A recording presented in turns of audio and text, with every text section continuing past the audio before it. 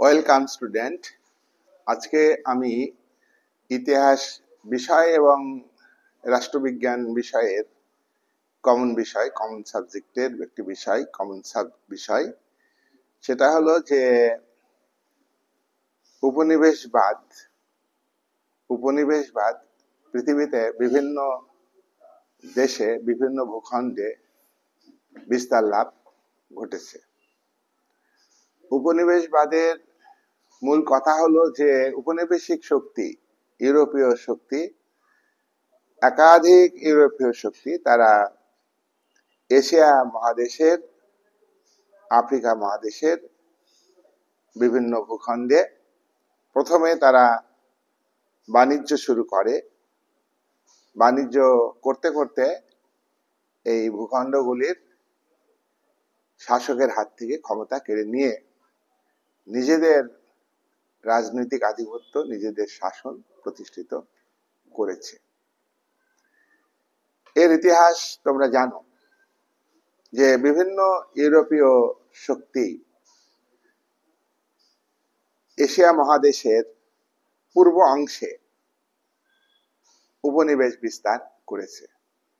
Asia মহাদেশের পূর্ব অংশে তাহলে বর্তমান কোন কোন দেশের ভূখণ্ডে অতীতে উপনিবেশিক শক্তিগুলি উপনিবেশ স্থাপন করেছিল, অর্থাৎ কোন কোন দেশের অতীতে ভূখণ্ডের উপর উপনিবেশিক শক্তি রাজনৈতিক আধিপত্য বিস্তার করেছিল, ক্ষমতা দখল করে নিয়েছিল। সেই ইউরোপীয় শক্তিগুলি হলো পর্তুগিজ শক্তি। পর্তুগালের লোকেদের পর্তুগিজ বলা হয়।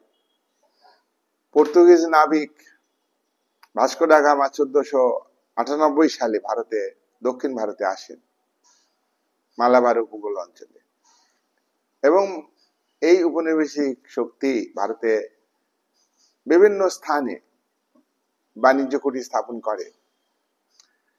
ভারতবর্ষে ইউরোপের উপনিবেশিক শক্তির মধ্যে ফরাসি উপনিবেশিক শক্তি, তারা ভারতবর্ষে বাণিজ্য করতে আসে।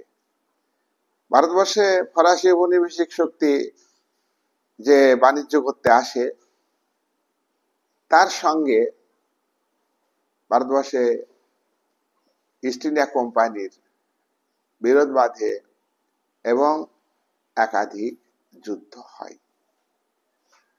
আপাত দৃষ্টিতে তোমাদের মনে হতে পারে, কি মনে হতে পারে, যে উপনিবেশিক শক্তিগুলি ওরা বন্ধু, ওরা ইউরোপের বিভিন্ন দেশ থেকে এসেছে ব্যবসা করতে, তারা মিলেমিশে ব্যবসা করবে। না, উপনিবেশিকতা একটা প্রক্রিয়া।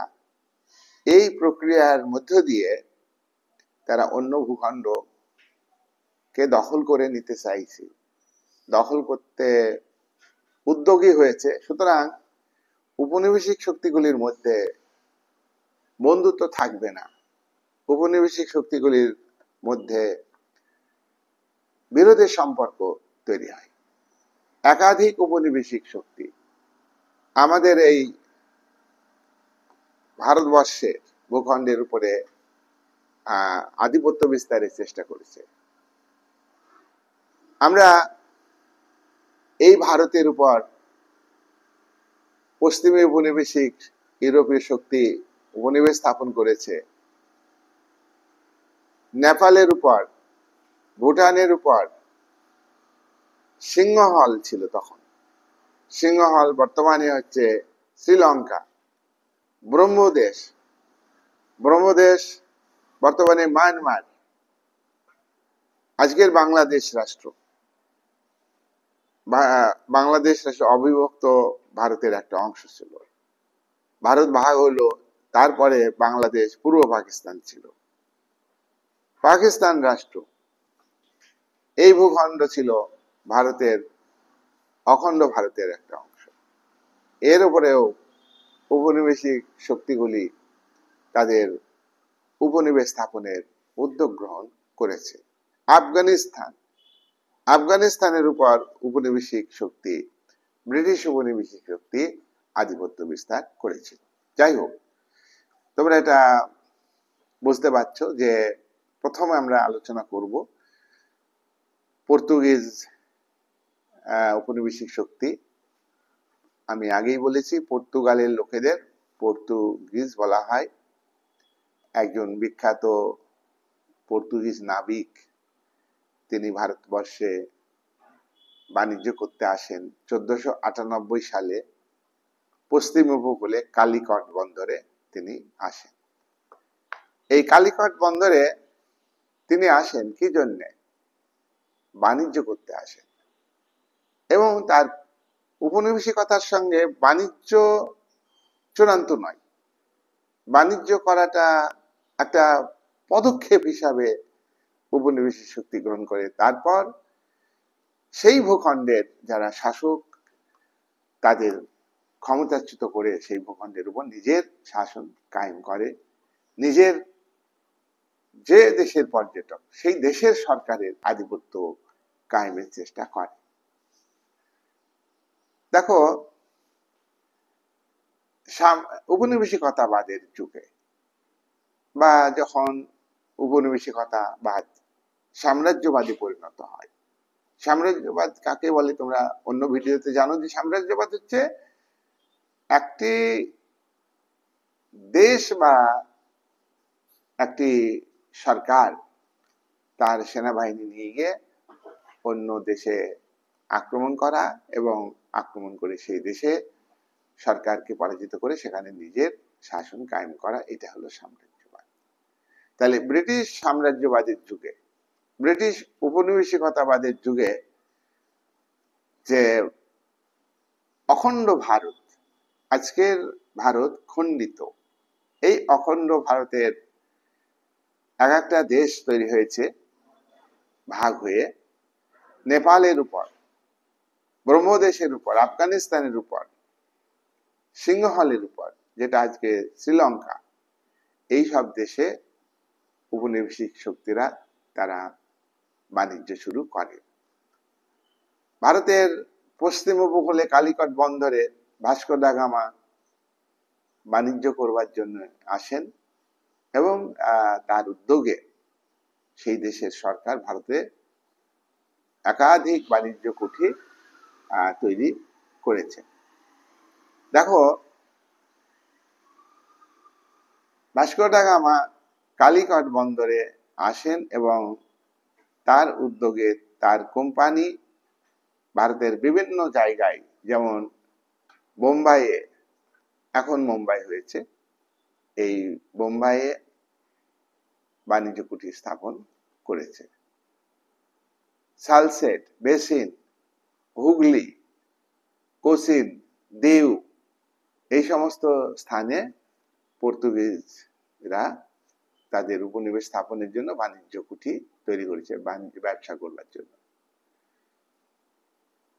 2 নম্বর হচ্ছে ওলন্দাজ। প্রথমে আমি আলোচনা করলাম কি বলো, পর্তুগিজ তো। এবার দ্বিতীয়ত আমরা আলোচনা করব ওলন্দাজরা কিভাবে ভারতে উপনিবেশ স্থাপনের চেষ্টা করেছে। ওলন্দাজরা বাণিজ্য কুঠি স্থাপন করে ব্যবসা করবার জন্য পুলিকট, সুরাট, নেগাপট্টম, কোচিন, চুচুড়া পশ্চিমবাংলার, কাশিমবাজার বহরমপুরের পাশে তোমরা জানো, পাটানি প্রভৃতি স্থানে ওলন্দাজরা বাণিজ্য কুঠি স্থাপন করে। তাহলে প্রথমে কারা বাণিজ্য কুঠি স্থাপন করেন? ভারতে উপনিবেশিকতা প্রক্রিয়াকে চালানোর জন্য পর্তুগিজরা। জোরে জোরে বলবে। তারপরে দ্বিতীয়ত আমরা দেখলাম ওলন্দাজরা বাণিজ্য কুঠি স্থাপন করে, তাই তো। 3 নাম্বার হচ্ছে ইংরেজ বাণিজ্য কুঠি। দেখো, ইংরেজ ইস্ট ইন্ডিয়া কোম্পানি পরে বাণিজ্য করতে আসে ভারতবর্ষে, সব থেকে পরে আসে, ফরাসিদের থেকেও পরে আসে। তো এই ইস্ট ইন্ডিয়া কোম্পানি, এটা ইংল্যান্ডের জন্ম হয়। এই কোম্পানি হচ্ছে বাণিজ্যিক কোম্পানি। এই কোম্পানি ইংল্যান্ডে ব্যবসা করেছে। এবার এই কোম্পানি প্রতিষ্ঠিত হয়েছে 1600 সালে, আর 1607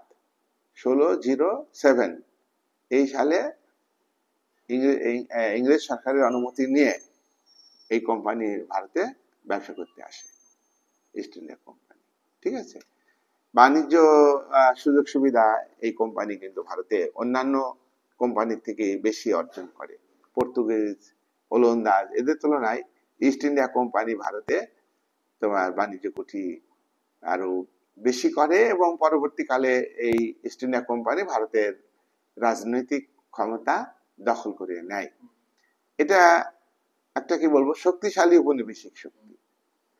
সুরাট বন্দর বাণিজ্য কুঠি স্থাপন করে, আগ্রা, আহমদনগর, ব্রোস, মাদ্রাজ, কলকাতা, কলকাতাতে বিরাট বাণিজ্য কুঠি স্থাপন করেছিল উপনিবেশিক শক্তি ইস্ট ইন্ডিয়া কোম্পানি। 4 নম্বর উপনিবেশিক শক্তি হচ্ছে ফরাসি। তাহলে 1 হচ্ছে পর্তুগিজ, 2 হচ্ছে ওলন্দাজ, 3 হচ্ছে তোমার 3 হচ্ছে ইংরেজ, 4 হচ্ছে ফরাসি শক্তি। ফরাসি বাণিজ্য কুঠি স্থাপন করে। ফরাসিরা ভারতের কোন কোন জায়গায় বাণিজ্য কুঠি স্থাপন করে?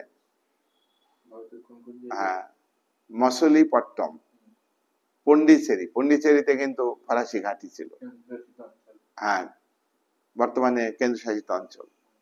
কারিকল, কারিকল, মাহে, চন্দননগর, এটা পশ্চিমবাংলায় তোমরা জানো। এইসব জায়গায় ফরাসিরা বাণিজ্য কুঠি স্থাপন করে, তারা ঘাঁটি স্থাপন করে। তাহলে আমরা দেখছি যে একাধিক উপনিবেশিক শক্তি যারা ব্যবসা করতে আসে, এবং ব্যবসা করতে করতে একটা সময়ে তারা দেশ দখল করবার চেষ্টা করে, এবং বাণিজ্যিক স্বার্থে একাধিক উপনিবেশিক শক্তিগুলির মধ্যে দ্বন্দ্ব হয়, যুদ্ধ হয় একাধিকবার, তাই তো? 1757 সালে পলাশির যুদ্ধ হয়, একথা তোমরা জানো। নবাব সিরাজের সঙ্গে ইস্ট ইন্ডিয়া কোম্পানির বিরোধ বাঁধে একাধিক কারণে।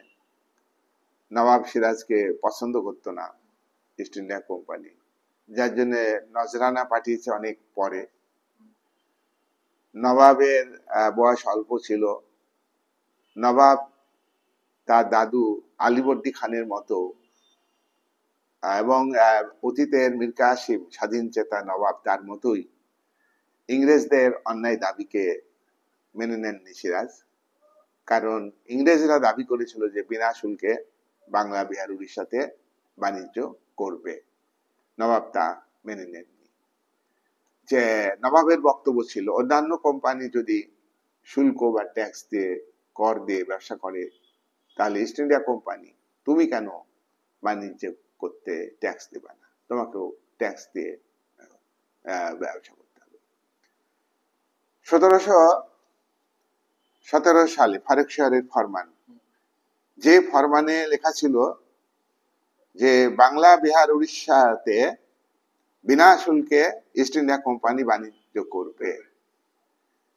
যে ফরমানে লেখা ছিল, ফারুকশাহের ফরমানে, যে কলকাতা, গোবিন্দপুর, সুতানুটি এই 3টি গ্রামের সঙ্গে আরো 38টা গ্রাম, মোট 41টা গ্রামের দায়িত্ব, রাজস্ব আদায়ের দায়িত্ব অর্থাৎ কিনে নিয়েছিল east India company.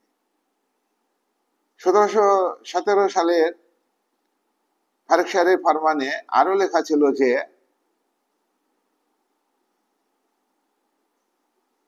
Bangla, Bihar, উড়িষ্যার রাজধানী মুর্শিদাবাদ, মুর্শিদাবাদের টাকা তৈরি কল টাকসাল, সেটা ইস্ট ইন্ডিয়া কোম্পানি ব্যবহার করবে।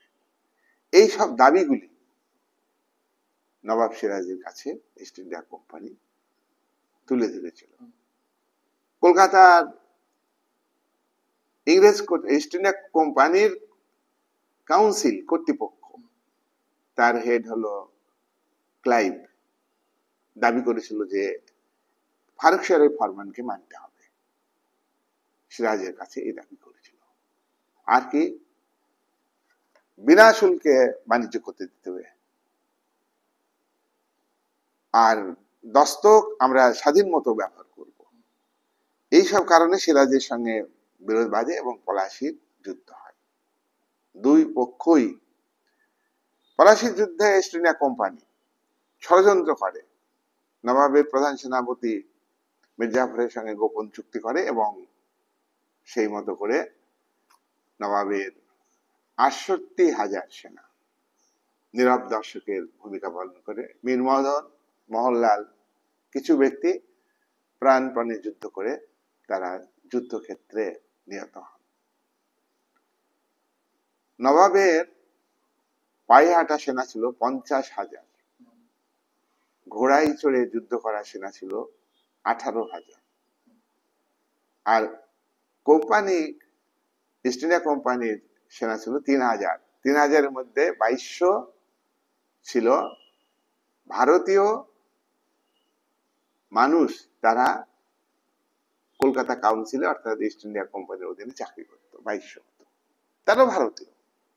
আর ৮০০, মাত্র ৮০০ ইউরোপীয় ইংরেজ সেনা ছিল। তাহলে আমরা এটা বলতে পারি যে মানে ৮০০ লোক ৬৮,০০০ সেনাকে, ৮০০ সেনা ৬৮,০০০ সেনাকে, যুদ্ধ হয়নি। মীর জাফরের নির্দেশে সেনারা নীরব দর্শকের ভূমিকা। যাই হোক, পলাশির যুদ্ধ শেষ পর্যন্ত নবাবের পরাজয়, নবাবকে হত্যা, মীর জাফরের পুত্র মিরনের নির্দেশে নবাবকে ছুরি মেরে হত্যা করে। এই কলঙ্কের ইতিহাস পলাশির যুদ্ধে, এই মধ্য দিয়ে ভারতে ইস্ট ইন্ডিয়া কোম্পানির বাণিজ্যিক আধিপত্য তো প্রতিষ্ঠিত হয়েছেই। ইস্ট ইন্ডিয়া কোম্পানি পরে যুদ্ধের জন্য প্রস্তুত হয়েছে ১৭৬৪ সালে বক্সার যুদ্ধে। এই যুদ্ধে তখন মীর কাসিম নবাব ছিলেন। সিরাজকে হত্যা করার পরে গোপন চুক্তি মতো মির্জাফর বাংলা, বিহার, উড়িষ্যার মসনদে বসেন। তার কাছ থেকে প্রচুর অর্থ নেয়। অর্থ দিতে যখন না পারে তখন তাকে ক্ষমতাচ্যুত করে তারই পুত্র নাজিমউদ্দৌলাকে আবার নবাব পদে বসান। আর তারপরে নাজিমউদ্দৌলাকে ক্ষমতাচ্যুত করে ইস্ট ইন্ডিয়া কোম্পানি মির্জাফরকে পরে বসায়। আর পরবর্তীকালে মির্জাফরের জামাতা মীর কাসিমকে সিংহাসনে বসান। মীর কাসিম স্বাধীন চেতা, সিরাজের মতো। মীর কাসিম সিরাজের মতো স্বাধীন চেতা। তিনি কোম্পানিকে বিনা শুল্কে বাণিজ্য করতে দেবেন না। রাজধানী মুর্শিদাবাদ থেকে স্থানান্তরিত করেন মুঙ্গেরে, বিহারে। সেখানে সামরিক শক্তি বৃদ্ধি করবার চেষ্টা করেন, আয় বৃদ্ধি করবার চেষ্টা করেন।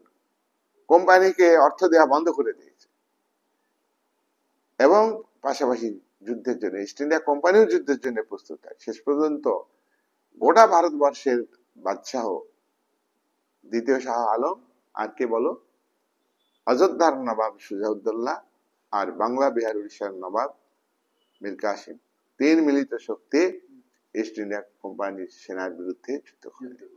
এই যুদ্ধ প্রকৃত যুদ্ধ। ইস্ট ইন্ডিয়া কোম্পানি যুদ্ধে জয়লাভ করে। ক্লাইভের পরামর্শে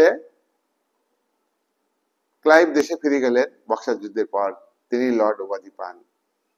ব্রিটিশ সরকার তাকে লর্ড উপাধি দিয়েছেন। তিনি দ্বিতীয়বার ভারতে এসে ভৌগোলিক সাম্রাজ্যবাদ প্রতিষ্ঠিত না করে উপনিবেশিকতাবাদের মধ্য দিয়ে ভারতবর্ষে ভবিষ্যতে রাজনৈতিক ক্ষমতা পুরো কোম্পানি তথা ইংরেজ সরকারের হাতে নেওয়ার চেষ্টা করে। দেওয়ানি লাভ, এটা কিন্তু রাজস্ব সংক্রান্ত ক্ষমতা লাভ করেছে। এইভাবে ভারতবর্ষে একটা বাণিজ্যিক প্রতিষ্ঠান, যে প্রতিষ্ঠান ১৬০৭ সালে এসেছিল, ফারুকশিয়ারের ফরমান ১৭১৭, এর মধ্য দিয়ে পলাশির যুদ্ধ, বিভিন্ন ঘটনাবলী, বক্সার যুদ্ধ একটা, আর ১৭৫৭ থেকে ১৭৭২ এই সময়ে বাংলা বিহার যারা উড়িষ্যা ছিলেন, বাংলা বিহার উড়িষ্যা যারা নবাব ছিলেন, একমাত্র মীর কাসিম বাদে সকলেই কিন্তু ছিল পুতুল নাচের পুতুল, পাপেট, ক্রিয়নক। কার ক্রিয়নক? কোম্পানির। কোম্পানি দেওয়ানি লাভ করে 1865 সালে দ্বিতীয় শাহ আলমের কাছে। দেওয়ানি লাভ কি? বাংলা, বিহার, উড়িষ্যার রাজস্ব সংক্রান্ত ক্ষমতা ইস্ট ইন্ডিয়া কোম্পানি নিজের হাতে নিয়ে নিয়েছে। নবাব থাকবে, তার অর্থনৈতিক ক্ষমতা থাকবে না, সামরিক ক্ষমতা থাকবে না। নবাব হলো ক্ষমতাহীন একজন শাসক, কিন্তু নবাবকে আইন শৃঙ্খলা রক্ষার জন্য পদে রাখা হয়েছে। আর ইস্ট ইন্ডিয়া কোম্পানি ক্ষমতা রেখেছে, কিন্তু দায়িত্ব পালনের ভার নিজের হাতে রাখেনি। এই যে শাসন, এই শাসনকে বলা হয় দ্বৈত শাসন। এর ফলে 76-এ মন্বন্তর হয়েছে 1770 সালে। পরবর্তীকালে আমরা দেখব যে বাংলা, বিহার, উড়িষ্যাতে এবং গোটা ভারতবর্ষে ইস্ট ইন্ডিয়া কোম্পানি ক্ষমতা নিজের হাতে নিয়েছে। সেখানে ব্রিটিশ পার্লামেন্ট আইন তৈরি করে ইংরেজ সরকারের হাতে নিয়ন্ত্রণ ক্ষমতা দিয়েছে, যে ইস্ট ইন্ডিয়া কোম্পানিকে নিয়ন্ত্রণ করবে ইংল্যান্ডের সরকার, আর ইস্ট ইন্ডিয়া কোম্পানি সরাসরি ভারতকে শাসন করবে। একাধিক আইন ব্রিটিশ পার্লামেন্ট পাস করে। প্রথম আইনটা বলতে পারবে 1773 সালে প্রথম রেগুলেটিং আইন। বুঝতে পেরেছ? প্রতি 20 বছর পর পর এই রেগুলেটিং আইন ব্রিটিশ পার্লামেন্ট তৈরি করেছে। তার মাঝে একটি চৌপিচের ভারত শাসন আইন তৈরি হয়েছে, ইত্যাদি হয়েছে, কিন্তু মেন আইন ব্রিটিশ পার্লামেন্টে তৈরি হয়েছে।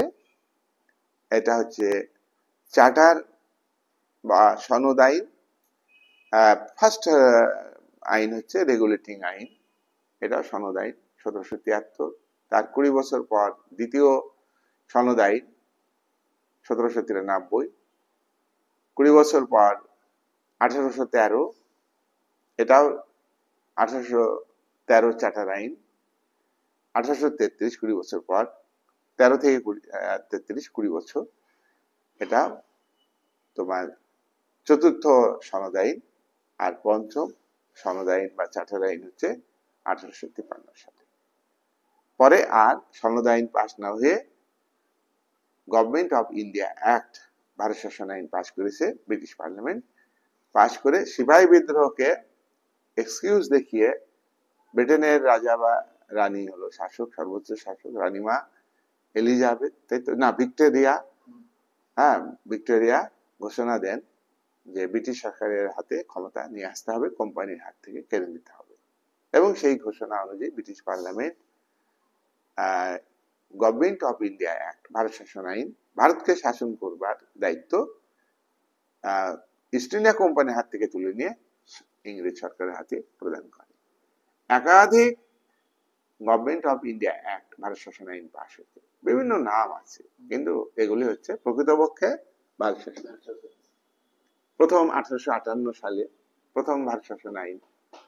দ্বিতীয় ভারত শাসন আইন, ওটার নাম ব্রিটিশ পার্লামেন্টের নাম হচ্ছে Indian council act. Indian council act, এটা কিন্তু এই আইনের মাধ্যমে ভারতকে শাসন করবে, তাই আমরা এটা ভারত শাসন আইন বলতে পারি। 1861। তৃতীয়ত 1892 সালে ইন্ডিয়ান কাউন্সিল অ্যাক্ট নাম, ওটা ভারত শাসন আইন। চতুর্থত 1909 মরলেমিন্টো সংস্কার আইন, ওটাও কিন্তু ভারত শাসন আইন। 1919-এ মন্টেগু সেন্সফোর্ড আইন, ওটাও ভারত শাসন আইন। 1935-এ ভারত শাসন আইন, সরাসরি ভাবে ভারত শাসন আইন পাশ করে ব্রিটিশ পার্লামেন্ট। আর ভারত যখন স্বাধীন হলো, স্বাধীনতা দিয়ে দিবে, স্বাধীন ভারতের সংবিধান রচনার জন্য গণপরিষদ তৈরি হলো। স্বাধীন ভারত কে পরিচালনা করবে ভবিষ্যতে, বা ভারতের সরকার গঠন করার অধিকার ভারতীয় নেতাদের দিল 1946 সালে অন্তর্বর্তীকালীন সরকার। এই সরকারের প্রধানমন্ত্রী হলেন জওহরলাল নেহরু, কি তাই তো? আর রাষ্ট্রপতি হলেন রাজেন্দ্র প্রসাদ, স্বরাষ্ট্রমন্ত্রী হলেন সর্দার বল্লভভাই প্যাটেল। 1947 সালে জুন মাসে ভারতের গণপরিষদ তৈরি হয়ে গেছে, ভারতের অন্তর্বর্তীকালীন সরকার তৈরি হয়ে গেছে। গণপরিষদ সংবিধান রচনার কাজ করছে স্বাধীনতার আগে। তখন ব্রিটিশ সরকার তার কথা মতো, প্রতিশ্রুতি মতো জুন মাসে আইন পাশ করলো। এই আইনটা কিন্তু ভারত শাসন আইন নয়, এই আইনটা হলো ভারতীয় স্বাধীনতা আইন। ক্লিয়ার হচ্ছে তো? এই যে ভারতে, এটা হচ্ছে ইন্ডিয়ান ইন্ডিপেন্ডেন্স অ্যাক্ট, বোঝা গেল। এইভাবে ভারতে আমরা দেখলাম যে ইস্ট ইন্ডিয়া কোম্পানি, আবার ফরাসি শক্তিকে এই ইস্ট ইন্ডিয়া কোম্পানি ব্যবসার ক্ষেত্রে আধিপত্য বিস্তার করতে দেয়নি। ফরাসিরা তারাও কিন্তু উপনিবেশিক শাসকের চরিত্র, উপনিবেশিক শক্তির চরিত্র, যে উপনিবেশ দখল করতে হবে, বাণিজ্য করতে করতে সেই ভূখণ্ডে অর্থনৈতিক আধিপত্য বিস্তার করতে হবে, সেই ভূখণ্ডের শাসকদের সামরিক শক্তি দুর্বল করে দিতে হবে, সেই ভূখণ্ডের শাসকদের শেষ পর্যন্ত যুদ্ধ করে বা কৌশলে ক্ষমতাচ্যুত করে তার উপর পলিটিক্যাল ডমিনেট করতে হবে। তাহলে এটা কি বলতো, এই যে প্রক্রিয়া, এটা কিন্তু দীর্ঘদিনের প্রক্রিয়া। ইস্ট ইন্ডিয়া কোম্পানিকে লড়াই করতে হয়েছে ফরাসি শক্তির বিরুদ্ধে।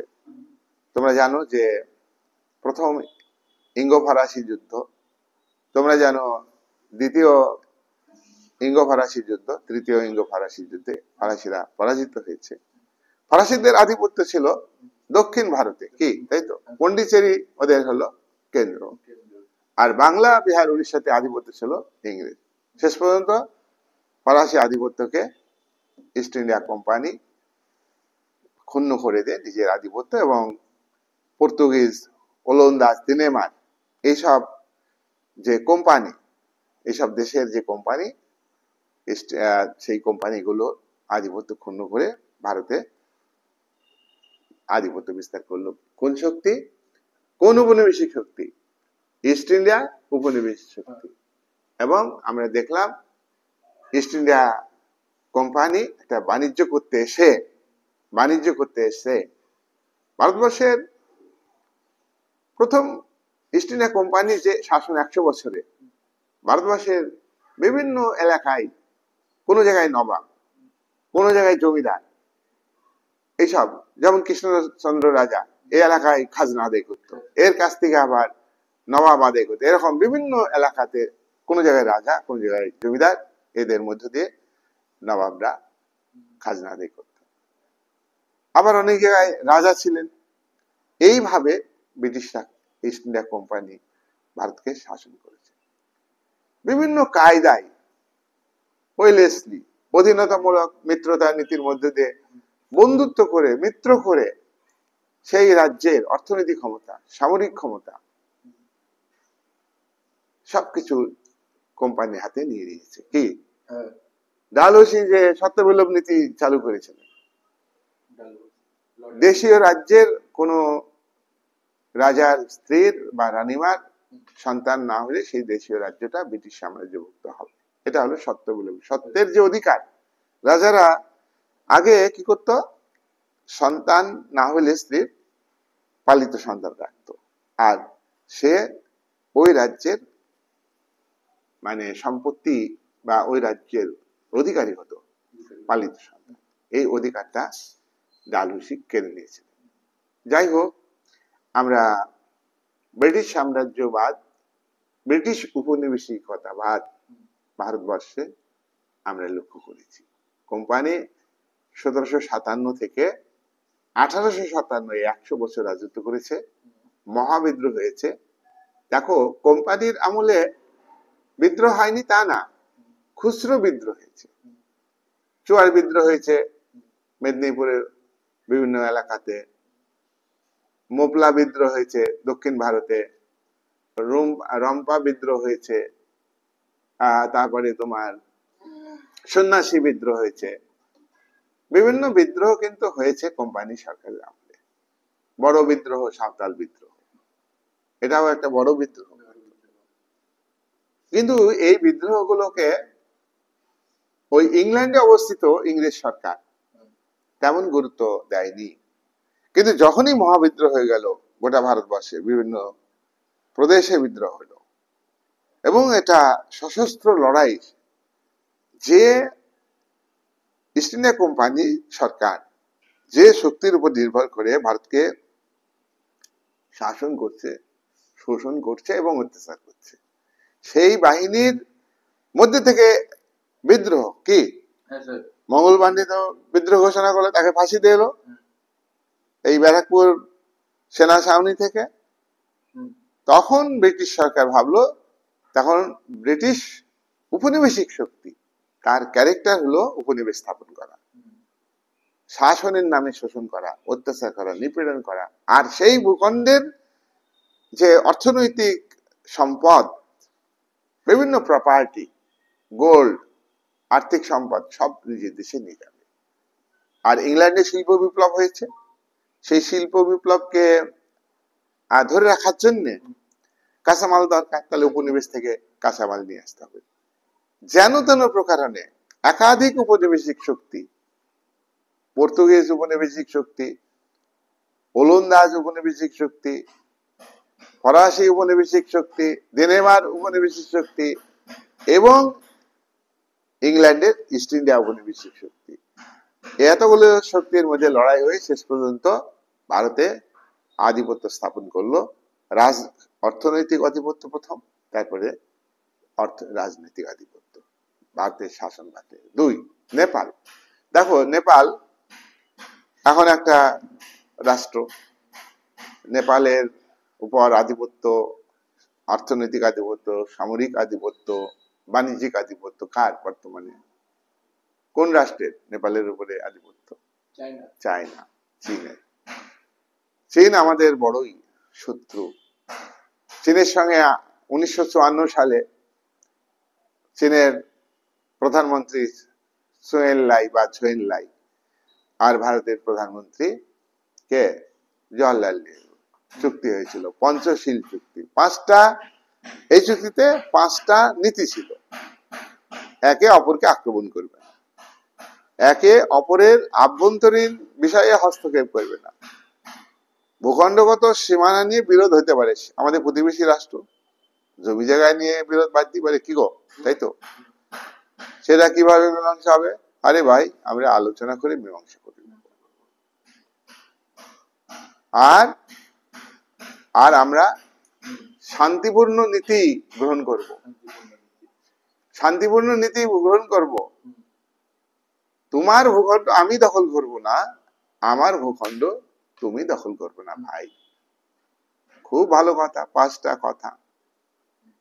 চীন কি মেনেছে? চীন কি মেনেছে? মানেনি। 1962 সালে চীন আমাদের আক্রমণ করেছে। আর আক্রমণই শুধু করেনি, আমাদের কাশ্মীর যে বিতর্কিত স্থান, কাশ্মীর যেটা ভারতের দখলে ছিল তখন থেকে 1947, কাশ্মীরের একটা অংশ আজাদ কাশ্মীর, রাজা সই করেছে কাশ্মীর ভারতের অবিচ্ছেদ্য অংশ, তাহলে গোটা কাশ্মীর তো ভারতে। তো পিওকে পাকিস্তান অকুপাইড কাশ্মীর, সেটাও কিন্তু ভারতের। কিন্তু যেটুকু ভারত পেয়েছিল তার একটা অংশ পরবর্তীকালে একটা লাদাখ একটা জেলা ছিল কাশ্মীরে, সেই জেলার একটা অংশ আকসাই, যেখানে কি বলবো, মানুষ বসবাস করতে পারে না সাধারণ, সেনা থাকে, ড্রাগন বাহিনী অর্থাৎ সেনাবাহিনী দাবি করে ওটা আমাদের, আমরা বলি যে আমাদের। এটা তো আমাদেরই না, আইনগত সই করেছে রাজা।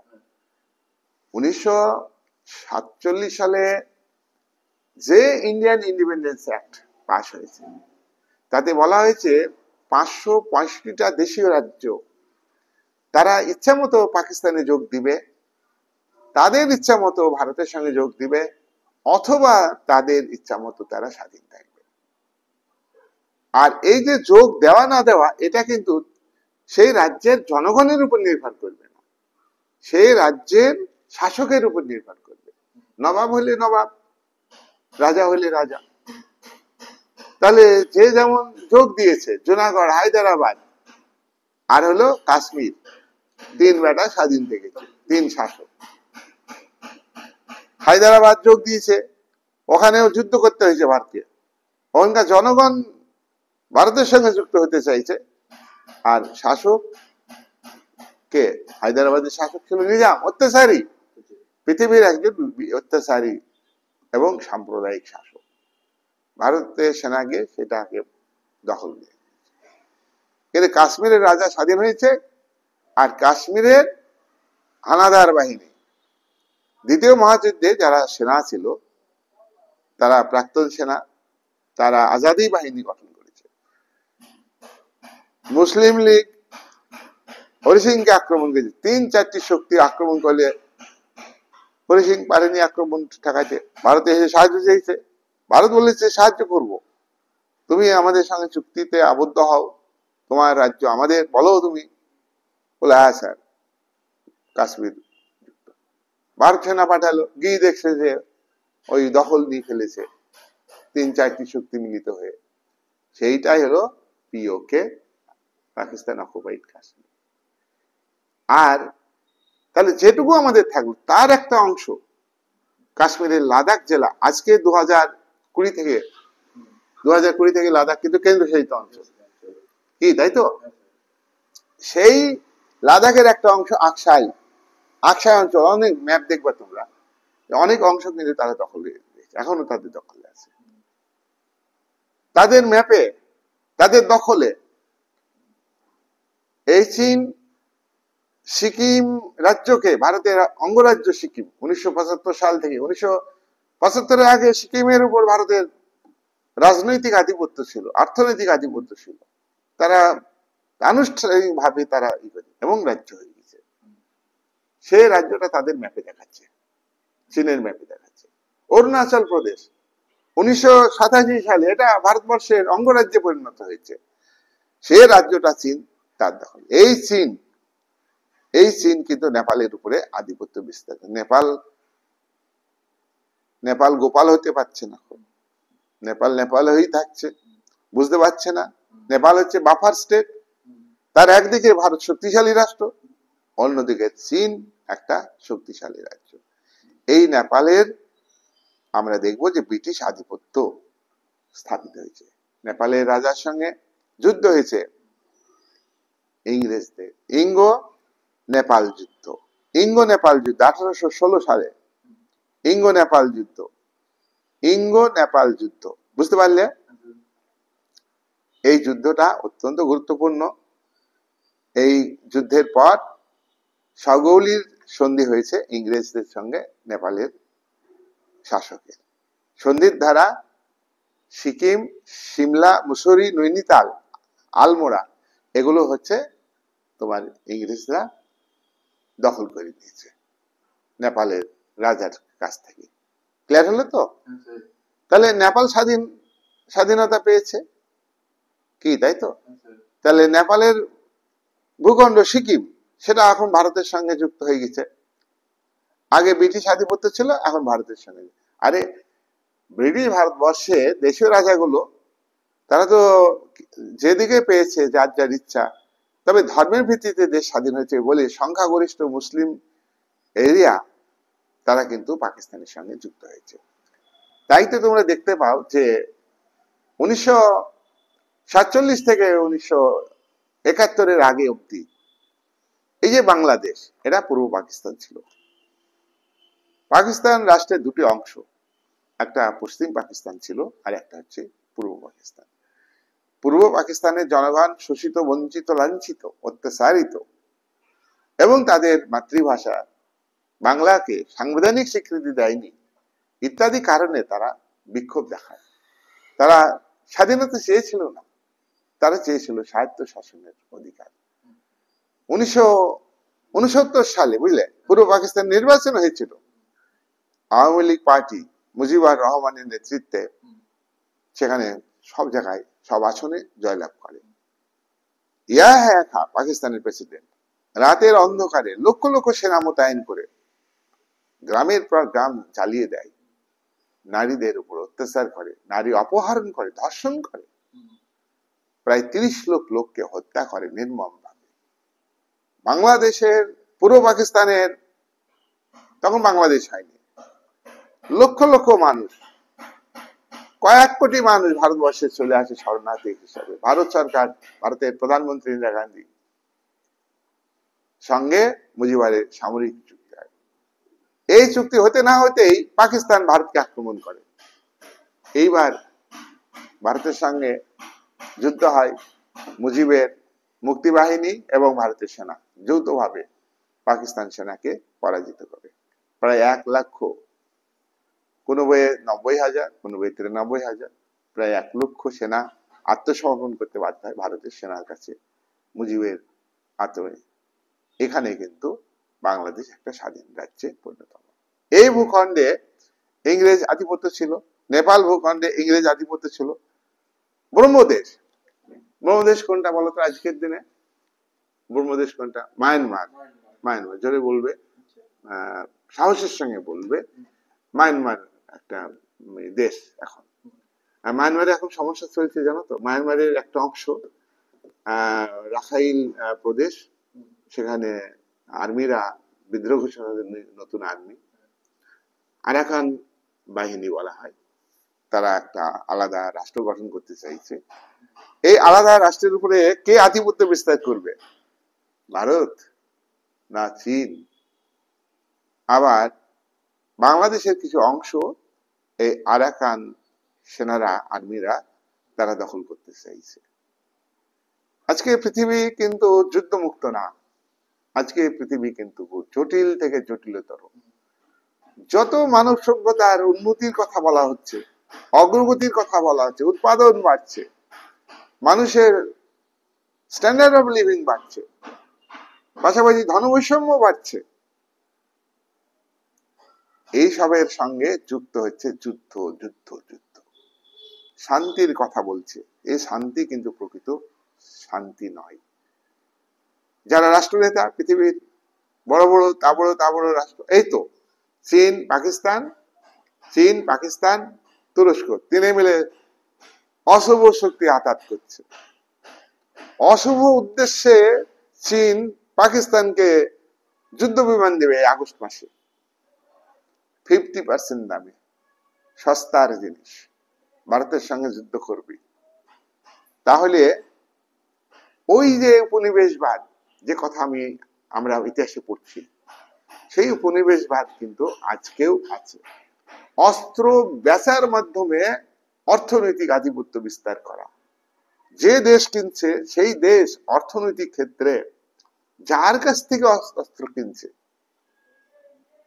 অর্থাৎ যে বিক্রেতা, তার কাছে তার অধীন হয়ে যাচ্ছে, অর্থনৈতিক দিক থেকে দুর্বল হয়ে যাচ্ছে, দুর্বল আছে, আরো দুর্বল হয়ে যাচ্ছে। ব্রহ্মদেশ, এই ব্রহ্মদেশে তোমার বর্তমান যে মায়ানমার, ভারতের পূর্ব সীমান্ত, এখানে আধিপত্য বিস্তার করেছে পেগু, এরাবতী অঞ্চল, এইসব অঞ্চলে তোমার উপনিবেশিক শক্তি আধিপত্য বিস্তার করেছে। ব্রহ্মদেশে এখানেও ইংরেজরা আধিপত্য বিস্তার করেছে। তাহলে ওই যে তোমরা ইতিহাসে পড়ো না, ব্রিটিশ সাম্রাজ্যের সূর্য অস্ত যায় না মানে কি বলতো? ও পৃথিবীর যে ভূখণ্ডে যাবা ব্রিটিশ সরকার, ও কানাডা তো বিশাল উপনিবেশ ছিল, কার ছিল? ফরাসি। দক্ষিণ আফ্রিকাতে ফরাসি উপনিবেশ ছিল। কিন্তু আমরা দেখবো যে একটা সময়ে ব্রিটিশরা বিশ্বে প্রায় ভূখণ্ডেই আধিপত্য, এটা আমরা আলোচনার মধ্যে দিয়ে বুঝতে পারছি যে ইঙ্গ ব্রহ্ম যুদ্ধ হয়েছে। ইঙ্গ ব্রহ্ম যুদ্ধ মানে ব্রহ্ম দেশের সঙ্গে বর্তমান যে মায়ানমার, ইংরেজদের যুদ্ধ হয়েছে, একাধিকবার যুদ্ধ হয়েছে। প্রথম ইঙ্গ ব্রহ্ম যুদ্ধ 1824 থেকে 1826, এখানে পাগিডোয়াকে পরাজিত করে ব্রহ্মদেশের রাজা পাগিডোয়া, তাকে পরাজিত করে ইংরেজ সেনাপতি ক্যাম্বেল ব্রহ্মদেশের রেঙ্গুন, প্রোম এগুলি অধিকার করে নেয়। ব্রহ্মরাজ ইংরেজ ইস্ট ইন্ডিয়া কোম্পানিকে তখনকার দিনে 1 কোটি টাকা ক্ষতিপূরণ দিতে রাজি। বলো, দেখো এটা তো উপনিবেশ না? বলো, মানে উপনিবেশ সাম্রাজ্যবাদ কি বলো? অস্ত্রের সাইড, মিলিটারি সাইড। আর উপনিবেশবাদ কি বলো? অর্থনৈতিক সাইড।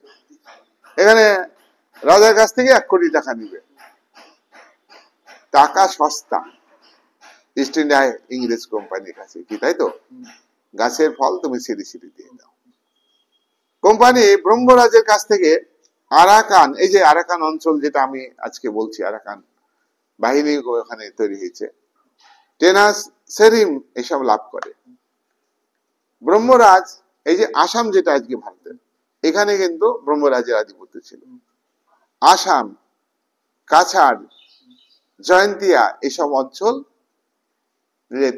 ব্রিটিশদের হাতে ছেড়ে দেয়, আধিপত্য বিস্তার করে। উপায় নেই তো, যুদ্ধ হেরে গেছে না হেরো পার্টি। ইংরেজ কোম্পানি ব্রহ্মদেশে বিশাল বাণিজ্যিক সুযোগ পেল, কিন্তু ব্রহ্মদেশের যারা স্থানীয় ব্যবসায়িক তারা পায়নি। তারপরে ব্রহ্ম রাজা আবার যুদ্ধ শুরু করে। প্রথম ইঙ্গ ব্রহ্ম যুদ্ধ হলো। ইঙ্গ মানে কি? ইংরেজ, ইস্ট ইন্ডিয়া কোম্পানি। পিছনে কিন্তু ইংরেজ সরকার আছে। একটা কথা মনে রাখবে যে উপনিবেশিক শক্তি এটা কোম্পানি হতে পারে, আবার একটা দেশের সরকারও হতে পারে, কি তাই তো? তাহলে এখানে দ্বিতীয়বার ইঙ্গ ব্রহ্মযুদ্ধ মানে ব্রহ্মদেশের রাজা আর ইংরেজ দেশের মধ্যে আবার যুদ্ধ হলো। এই যুদ্ধে সময় কে ছিল জানো? ঘোর চরম সাম্রাজ্যবাদী ডালহৌসি। ডালহৌসি যার যার শাসনে অন্যতম কারণ সিপাহী বিদ্রোহের কারণ, যার শাসনকাল।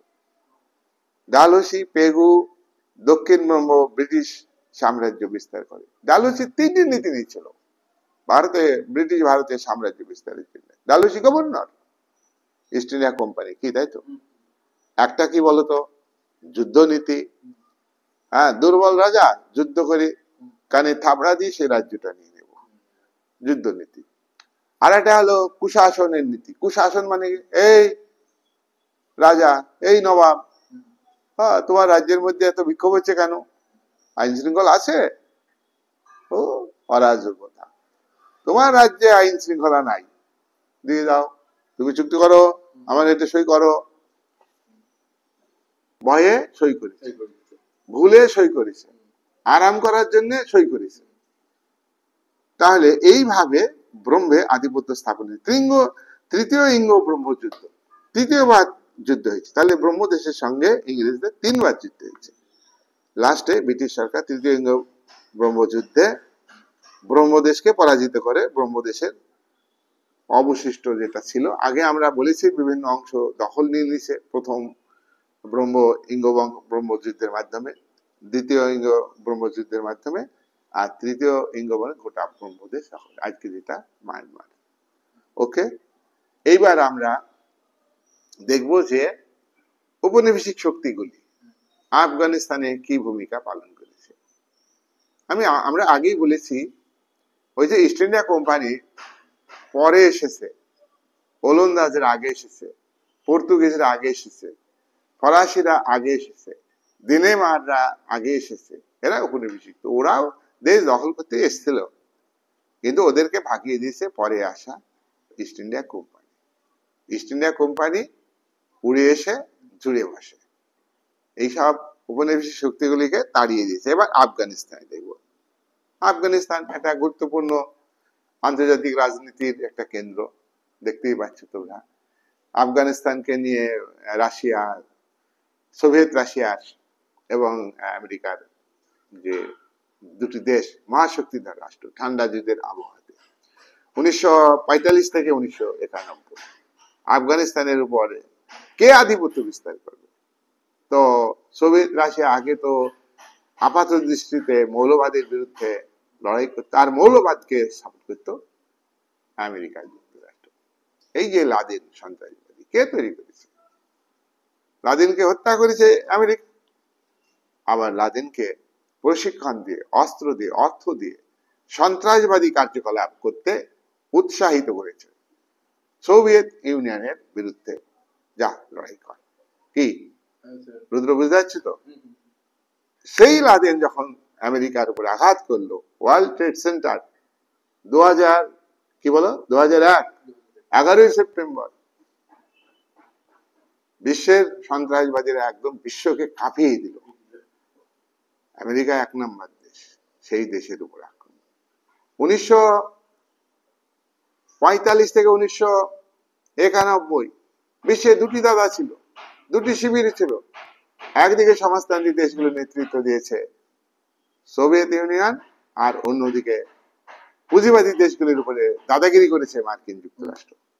এইবার সোভিয়েত ইউনিয়নকে ভেঙে দিল, সোভিয়েত ইউনিয়ন ভেঙে গেল, সোভিয়েত ইউনিয়ন ভেঙে আরো 15টা রাষ্ট্র তৈরি হলো এবং রাশিয়া তৈরি হলো। অর্থনৈতিক সংকট, সোভিয়েত আমেরিকার উপর নির্ভর, রাশিয়া আমেরিকার উপর নির্ভর হয়ে গেল। এইবার রাশিয়া পরে আবার ঘুরে দাঁড়িয়েছে, এখন আবার দাদাগিরি মানছে না আমেরিকা, কিন্তু তখন দাদাগিরি মানতে বাধ্য হয়েছে আমেরিকা। 1991 থেকে 2001 আমেরিকা চোখ মুখ বুঝে একদম দাদাগিরি করেছে। ঠান্ডা যুদ্ধের অবসান হয়েছে, দ্বিমেরুবাদী রাজনীতি। ঠান্ডা যুদ্ধ কাকে বলে? যুদ্ধ নয়, শান্তি নয়, চরম এক উত্তেজনাময় পরিস্থিতি পূর্বতন সোভিয়েত ইউনিয়নের মধ্যে, সোভিয়েত ইউনিয়ন এবং আমেরিকার মধ্যে, ইউএস এর মধ্যে। এটা ঠান্ডা যুদ্ধ, এটার অবসান হয়ে গেল। আর দ্বিমেরুবাদ হচ্ছে বিশ্বের রাজনীতি দ্বিতীয় মহাযুদ্ধের পর থেকে 1945 থেকে 1991 দুটি মেরু থেকে পরিচালিত হয়েছে। বুঝতে পারলে? দুটি মেরু, একটা হলো পূর্বতন সোভিয়েত ইউনিয়নের মস্কো মেরু বা সোভিয়েত ইউনিয়ন দেশ একটা মেরু, আরেকটা হলো পুঁজিবাদী শিবিরের নেতা ইউএসএ, মার্কিন যুক্তরাষ্ট্র, United states of America, Moscow, sorry Washington বা আমেরিকা, তাই তো? এই দুটো মেরু থেকে বিশ্ব রাজনীতি পরিচালিত হতো, প্রায় পরিচালিত। তার বাইরে জোট নিরপেক্ষ আন্দোলন ছিল অবশ্য, তারাও কিন্তু কোনো না কোনো ভাবে সোভিয়েতের সঙ্গে যুক্ত, আমেরিকার সঙ্গে যুক্ত। ও পাকিস্তান তো আমেরিকার সঙ্গে যুক্ত, পাকিস্তান কিন্তু জোট নিরপেক্ষ রাষ্ট্র নয়। ভারত হলো জোট নিরপেক্ষ রাষ্ট্রের দাদা, প্রবক্তা। মিশর, যুগোস্লাভিয়া সোভিয়েত ইউনিয়নের শিবিরে ছিল, আবার জোট নিরপেক্ষ, আবার যুগোস্লাভিয়া আমেরিকার শিবিরে চলে গেছে। তো রিয়ালি বিভক্ত হয়নি, তবু একটা প্রবণতা, দুটি মেরু কি, তাই তো? এটার অবসান ঘটলো। তাহলে সেই সেই যে সেই সেই সেই সেই আমেরিকা ও সন্ত্রাস দমন একটা এক্সকিউজ। যাকে তৈরি করলো সেই তোকে আঘাত করলো। অর্থাৎ এখানে মার্ক্সের সেই একটা কথা মনে পড়ে, যে অস্ত্র দিয়ে পুঁজিবাদ সামন্তবাদকে ধ্বংস করেছে, সেই অস্ত্রটা পুঁজিবাদের বিপক্ষে যাবে। সামন্ততান্ত্রিক অর্থনীতির অবসান ঘটিয়ে কৃষকদের শ্রমিকে পরিণত করেছে, কারখানার শ্রমিকে। সেই কারখানার শ্রমিক যত নিয়োগ করেছে পুঁজিপতি শ্রেণী, সেই সেই শ্রমিকরা একদিন পুঁজিবাদের বিরুদ্ধে লড়াই করে। আজকে বিশ্বায়নের যুগে শ্রমিকদের ভূমিকা নেই বললেই চলে, ইঞ্জিনিয়ারদের ভূমিকা। চুপ দৌড়াচ্ছে, পাই পাই করে দৌড়াচ্ছে। সেই তার সঙ্গে তাল মিলে আভ্যন্তরীণ রাজনীতি এবং আন্তর্জাতিক রাজনীতি কি এবং আন্তর্জাতিক সম্পর্ক, international politics, international relation, domestic policy, every state, সবকিছু চেঞ্জেবল। দ্রুত যোগাযোগ ব্যবস্থার উন্নতি, কমিউনিকেশনের উন্নতি, পরিবহনের উন্নতি, বিজ্ঞান প্রযুক্তিবিদ্যার উন্নতি এবং তার প্রয়োগ, বিশ্বায়ন, পুঁজি বিনিয়োগ একটা দেশে নয়, মূলধন মালিক পুঁজি ইনভেস্ট করে, তার শুধু নিজের দেশে নয়, সারা পৃথিবীতে। সারা পৃথিবীতে পুঁজিপতিরা দাবড়ে বেড়াচ্ছে। গভর্নমেন্ট শক্তিশালী, গভর্নমেন্ট রক্ষা করবে এই পুঁজিপতিদের। আরে ভাই, গভর্নমেন্ট গরিবকে রক্ষা করবে না, পুঁজিপতিদের রক্ষা করবে। এই নয়া উদারনীতিবাদী দার্শনিকরা এই কথাই বলেছে, পাহারা দিবে পুঁজিপতি শ্রেণীকে। Free free society, free society মানে কি বলতো? মুক্ত সমাজ, ফ্রি মার্কেট, মুক্ত বাজার, ফ্রি মার্কেট ইকোনমি, মুক্ত বাজার অর্থনীতি। এর মধ্যে দিয়ে ধনীরা আরো ধনী হচ্ছে। যাই হোক, আমরা দেখলাম যে ব্রহ্মদেশে আফগানিস্তানে কে কেন্দ্র করে আমেরিকা এবং সোভিয়েত রাশিয়ার মধ্যে যুদ্ধের পরিস্থিতি সৃষ্টি হয়েছে। আমরা ব্রিটিশ ভারতবর্ষে দেখবো যে এই আফগানিস্তানের উপর ব্রিটিশরা আধিপত্য বিস্তার করেছে। প্রথম ইঙ্গ আফগান যুদ্ধ হয়। ব্রিটিশ শক্তি, ইস্ট ইন্ডিয়া কোম্পানি তথা ব্রিটিশ সরকার যুদ্ধ করে আফগান সরকারের সঙ্গে। কিন্তু প্রথমে আফগানিস্তানে যুদ্ধ করে, বুঝলি, ইস্ট ইন্ডিয়া কোম্পানি বিশেষ সুযোগ সুবিধা আদায় করতে পারেনি। দ্বিতীয় ইঙ্গ আফগান যুদ্ধ, লিটন ঘোর সাম্রাজ্যবাদী। লিটন জানিস তো? লিটন হচ্ছে ঘোর সাম্রাজ্যবাদী। ওই যে ভার্নাকুলার প্রেস অ্যাক্ট, বাংলা তথা ভারতবর্ষের যে সংবাদপত্রগুলি প্রকাশিত হয়েছিল, প্রেসে সেই স্বাধীনতা কেড়ে নিয়েছিল। তারপরে অস্ত্র রাখার অধিকার লিটন কেড়ে নিয়েছিলেন, ঘোর সাম্রাজ্যবাদী। তো সেই বেটা গভর্নর 1878 সালে আফগানিস্তানে আক্রমণ করলে দ্বিতীয় ইঙ্গ আফগান যুদ্ধ হয়। এই যুদ্ধ 2 বছর ধরে শুরু হয়। যুদ্ধে আফগান আমির শাহ আলী পরাজিত হয়ে রাশিয়াতে পালিয়ে গেল। দেখো, রাশিয়াটাকে ইংরেজ শক্তি মানে ভয় পেত, সেজন্য আফগানিস্তান দখল করতে হবে। আফগানিস্তান হচ্ছে রাশিয়ার পাশে, আবার ভারতের সঙ্গে যুক্ত। তাই আফগানিস্তানটাকে মানে শুধু ভারতের ভূখণ্ড দখল করে শান্ত হয়নি, আর ভারত তো গোটা ভারতবর্ষ ছিল, অখণ্ড ভারতবর্ষ। এইবার আফগানিস্তানে যুদ্ধে লিটন কি করলো? পরাজিত করলো আফগান শাসককে। আফগানিস্তানের রাজধানী বলো কাবুল, সীমান্ত প্রদেশগুলিতে রেসিডেন্ট রাখার সিদ্ধান্ত নিল। আফগানিস্তানের অভিযান সূত্র ধরে যেটা খাইবার গিরিপথ, এটা ইংরেজদের দখলে চলে গেল। সিন্ধু অঞ্চল ইংরেজদের দখলে চলে গেল। বেলুচিস্তান ইংরেজদের দখলে চলে গেল, যেটা বেলুচিস্তান আজকে পাকিস্তানের অন্তর্ভুক্ত। বেলুচিস্তানে যে শিক্ষা সংস্কৃতি, বুঝলি, সেই শিক্ষা সংস্কৃতি কিন্তু পাকিস্তানের ধর্মীয় যে সংস্কৃতি, মৌলবাদী যে সংস্কৃতি, তার সঙ্গে কিন্তু বেলুচিস্তানের মানুষের মিল খায় না। তাই আজ 20 বছর ধরে Baloch liberal army, BLA full form Baloch বা বালুচ লিবারাল আর্মি, এই আর্মি লড়াই করছে। তারা বালুচিস্তান আলাদা একটা রাষ্ট্র চাইছে। ইউএনওর মহাসচিবের কাছে অ্যাপ্লিকেশন করেছে, ভারতের কাছে আবেদন করছে, তোমরা সাহায্য করো, ও তালিবানরা বেলুচ প্রদেশ আলাদা হয়ে যাক। পাকিস্তানের বিরুদ্ধে বেলুচিস্তানের আন্দোলনকে সমর্থন করছে কে? আফগানিস্তান। তাহলে সেই আফগানিস্তানে ব্রিটিশ ও পাকিস্তানের সঙ্গে বন্ধুত্ব মানে কি? পাকিস্তানকে ভিখারিতে পরিণত করেছে। আমেরিকা এক ধরনের ভিখারিতে পরিণত করেছে, টাকা ধার দিয়ে দিয়ে সন্ত্রাসবাদী কার্যকলাপ করে। আমেরিকার উপরে 2001 সালে কি 11ই সেপ্টেম্বরে, বুঝলে, এত আঘাত মারলো লাদেনের বাহিনী, সন্ত্রাসবাদী কার্যকলাপ করে বিমান দিয়ে হানা করলো, হোয়াইট হাউস উড়ি দিত, পেন্টাগন থেকে লক্ষ লক্ষ সেনা উড়ি লাদেনের সেই বিমানকে তাড়া করে। তাহলে সেই আমেরিকা আজকে তার নীতি হলো খতরনাক নীতি, ডেঞ্জারাস নীতি। পাকিস্তানের 9টা সন্ত্রাসবাদী ঘাঁটি ভেঙে চুরমার হয়ে গেছে, বিল্ডিং ভেঙে গেছে, ওগুলোকে আবার তৈরি করার জন্য কি করছে পাকিস্তান সরকার?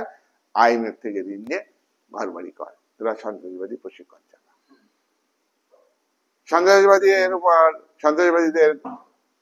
সন্ত্রাসবাদীরা নিহত হলে পাকিস্তান তাদের জাতীয় মর্যাদা দিয়েছে, স্যালুট করেছে। তাহলে কি দেশ ভাই! এই যে পাকিস্তান, এই পাকিস্তানের উপরে চীনের আধিপত্য, ও শ্রীলঙ্কা আগে ছিল সিংহল, তার উপরে আধিপত্য বিস্তার করেছে। 1796 সালে তোমার শ্রীলঙ্কাতে ইংরেজরা আধিপত্য বিস্তার করেছে। ওলন্দাজরা ওরা ডাচ কোম্পানি বা ওলন্দাজ কোম্পানি আধিপত্য বিস্তার করে। কিন্তু 1796 সালে সিংহল ত্যাগ করে তারা চলে যায়। 1802 সালে অ্যামিয়েন্সের সন্ধির দ্বারা এখানেও কিন্তু পরে ইংরেজদের আধিপত্য, প্রথমে ডাচ কোম্পানি আধিপত্য, পরে ইংরেজ আধিপত্য। তাহলে আজকের ভিডিওর আলোচনার মূল বিষয় কি, আর একটু শোনো। আজকের বিষয় হচ্ছে যে উপনিবেশিক শক্তিগুলি ভারতবর্ষে এসেছে। আজকে আমরা দেখছি নেপাল, আজকে আমরা দেখছি ভুটান, আজকে আমরা দেখছি বাংলাদেশ, আজকে আমরা দেখছি মায়ানমার, আজকে আমরা দেখছি শ্রীলঙ্কা, আজকে আমরা দেখছি পাকিস্তান, আজকে আমরা দেখছি কি বলবো কি আফগানিস্তান। এগুলি সব মিলে কিন্তু অখণ্ড ভারত ছিল। এবং এইগুলিতে কিছুটা, তখন তো জাতীয় রাষ্ট্র ছিল না, এখন যেমন একটা জাতীয় রাষ্ট্র। তাহলে জাতীয় রাষ্ট্র 1947 সালে আমাদের ভারতবর্ষের ক্ষেত্রে গঠিত হয়েছে, আর 1848 সালে ওয়েস্টফেলিয়া চুক্তির মাধ্যমে জাতীয় রাষ্ট্রের ধারণা সৃষ্টি হয়েছে। তাহলে এই ভূখণ্ডগুলি মানে একজন শাসকের দ্বারা পরিচালিত হয়নি। নেপালের শাসক আলাদা ছিল, মায়ানমারের শাসক আলাদা ছিল, ভুটানের শাসক আলাদা ছিল, সিংহল ছিল নাম, সিংহলের শাসক আলাদা ছিল, হ্যাঁ।